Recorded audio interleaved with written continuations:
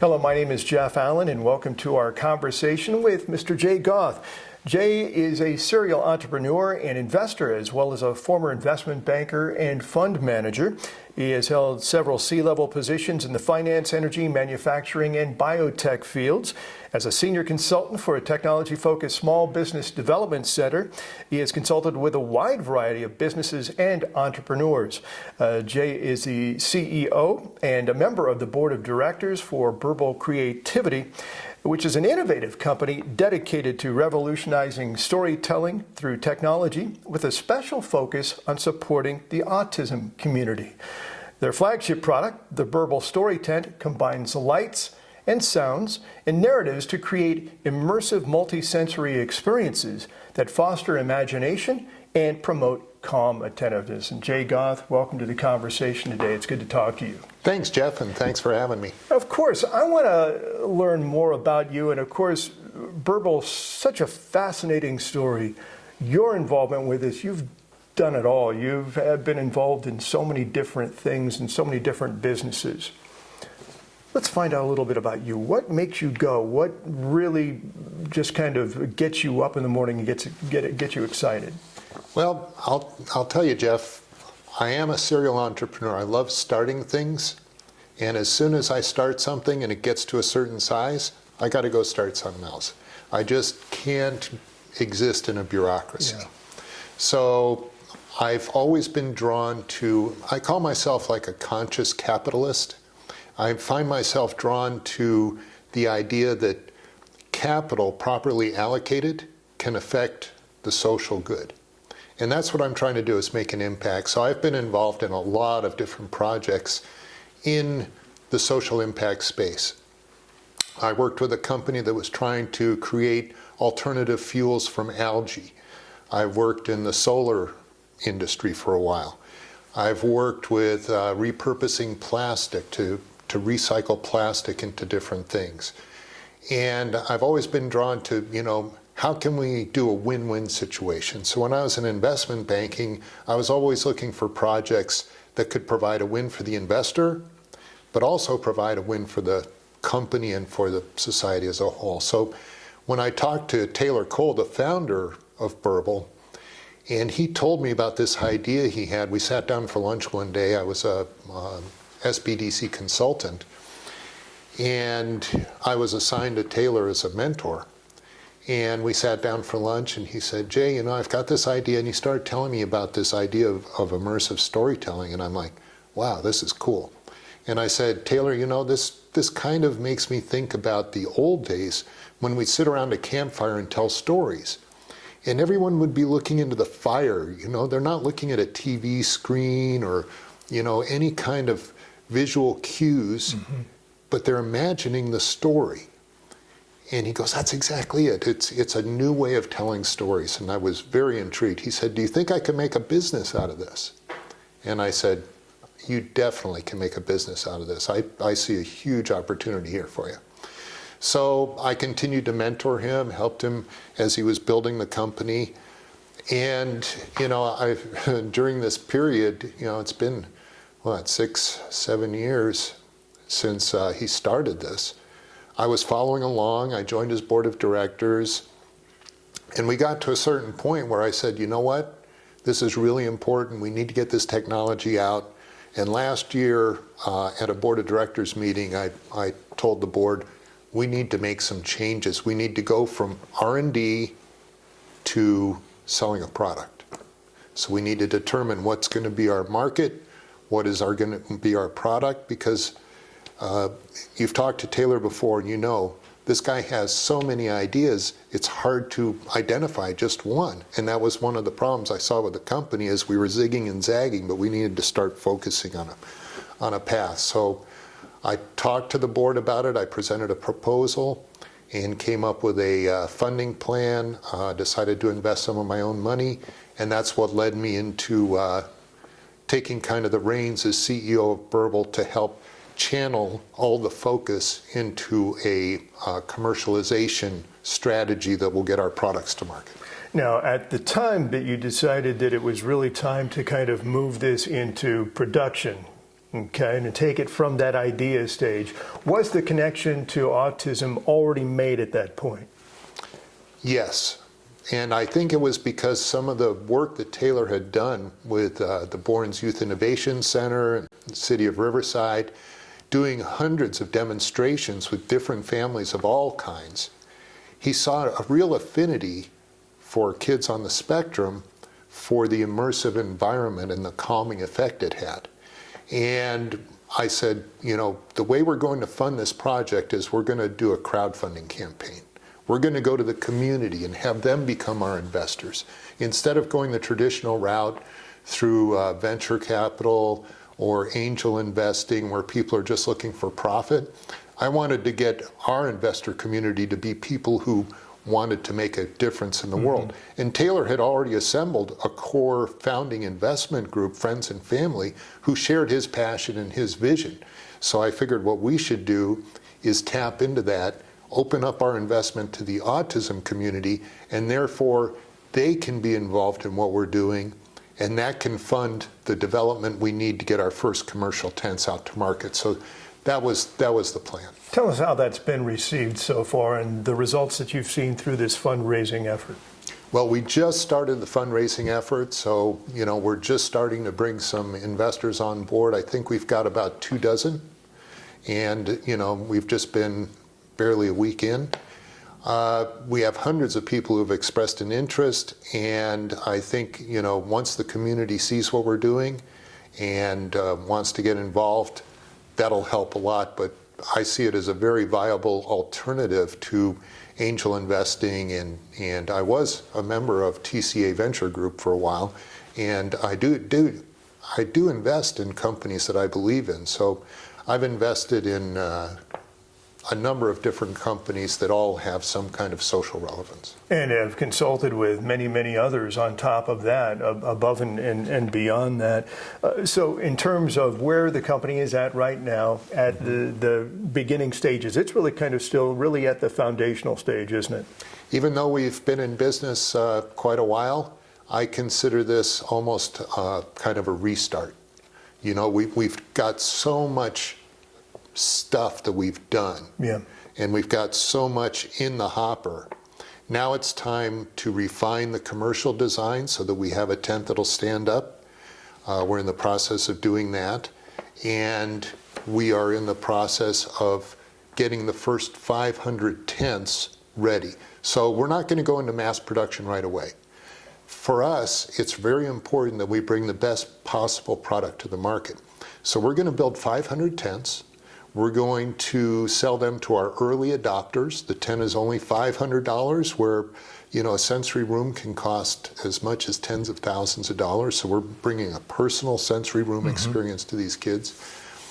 And those 500 tents will go out to our early adopters.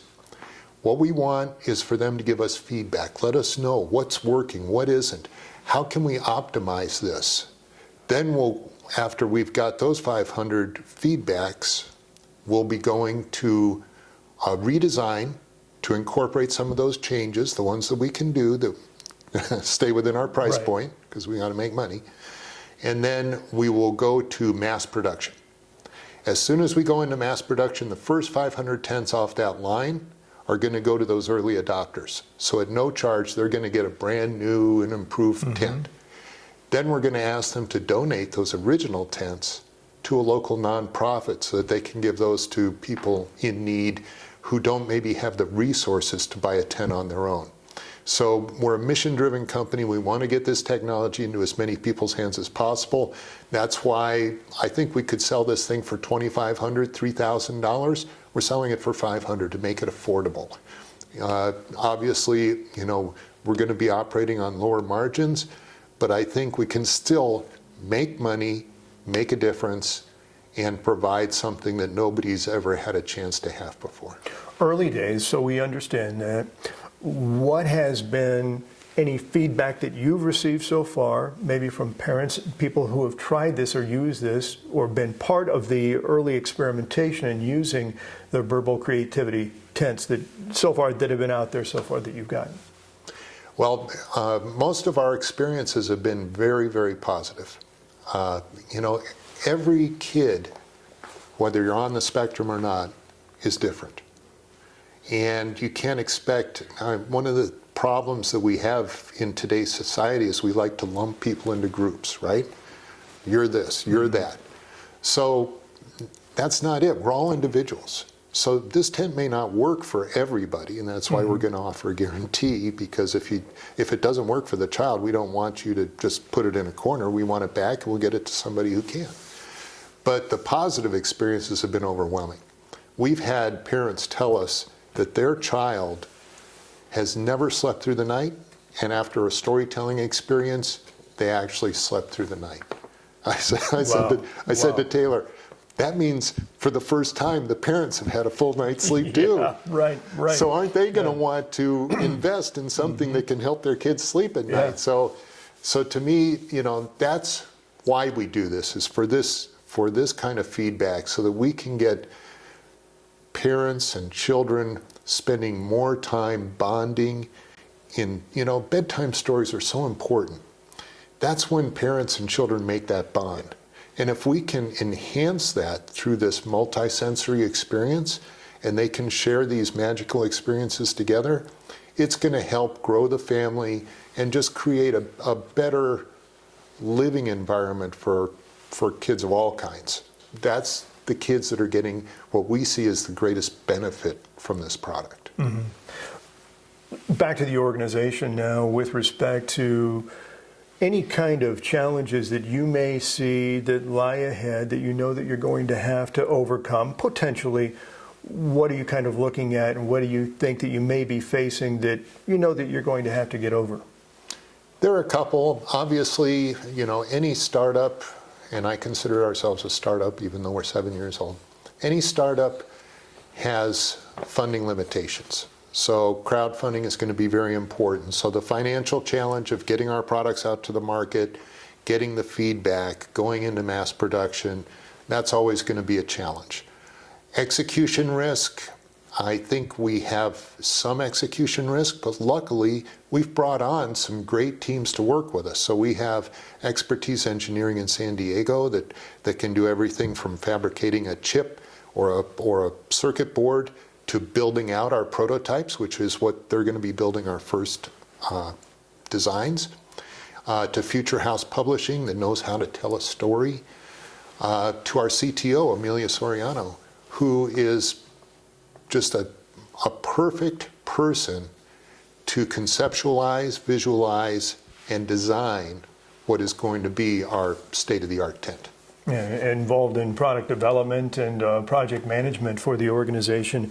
Right. In terms of intellectual property and patents, Jay, what can you tell us about those? Well, Taylor was able to get a patent on minimally defined immersion. And it's a narrative for telling a story that enhances the imagination. So that was kind of our foundational patent, and then we're building upon that. So we've got another patent pending. We've identified some trademarks. So we've trademarked Burble creativity and minimally defined immersion. So we're building a patent portfolio that'll help protect us from any copycats. But one thing that people keep asking me, well, why don't I just buy a pup tent at Sears and put some lights inside and play some music? And I'm like, it's a whole different beast. If only it could be that easy. I'll tell you, somebody could take, you know, the best scientists in the world, and it would take them a couple of years to copy what we've got, but we're protected, you know, by what Taylor's put in place on the patent side. So I'm not too worried about that. That is obviously a challenge that everyone looks at when they're developing something like this.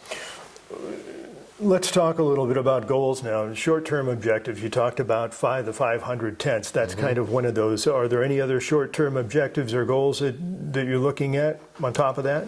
Well, I'm anticipating we can get these 500 tents out if we execute sometime this summer. Get the feedback. I'm hoping we can go into mass production so we can start taking orders for the new and improved model by Christmas. My goal for the next 3 years is to sell a total of about 80,000 tents. Considering there's 1.5 million families with kids on the autism spectrum in America, I think 80,000 is a pretty low number. Yeah. So those are our goals. We set our goals at a level where we think we can achieve them. Personally, I think we'll probably blow those numbers out of the water. So beyond that, are we looking too far if we talk about goals 5-10 years from now? Is that too far downrange for us to really talk about right now? It's fun to think about. Yeah. Because I really think that this could be a billion-dollar company. Yeah. There's some areas that we haven't even edged into yet, where we have companies that are using an app for, say, mindfulness, that are valued at over $1 billion today. And I say, well, if there's an app company that's valued at $1 billion, and we have something that is so much beyond an app, then what is our value? So it is exciting to look into the distant future. My goal is to get this company to a point where, through crowdfunding and the kind of structure that the SEC has set up for us, we can do our crowdfunding campaign, then we can do a Reg A Plus campaign, and eventually, because we have so many shareholders through all this work, we can do a direct listing onto a big national exchange without having to go through the traditional hoops of doing an IPO and all that stuff. And that's kind of my goal, is to follow this path to an alternative to becoming a public company. At that point, we bring in a new management team and we really scale this company. Well, Jay, with all the experience that you've had and with all the success that you've had in the past, and a product here that really is going to do good, and it certainly does seem like it's got just boundless potential. It seems to me that the future is bright, and I want to thank you for taking the time to chat with us a little bit about it. Very, very exciting. Well, thank you, Jeff. Of course. I've enjoyed being here. This is Jay Goth to my left, and I hope that you've enjoyed our conversation. He is the CEO with Burble Creativity, and if you'd like to learn more about this organization, you'd really need to take some time to do that. Just hop on your computer or your smartphone and type in burblecreativity.com, and that website will tell you all you need to know. Just fascinating, fascinating story and a great product indeed. Thanks so much for watching. My name is Jeff Allen.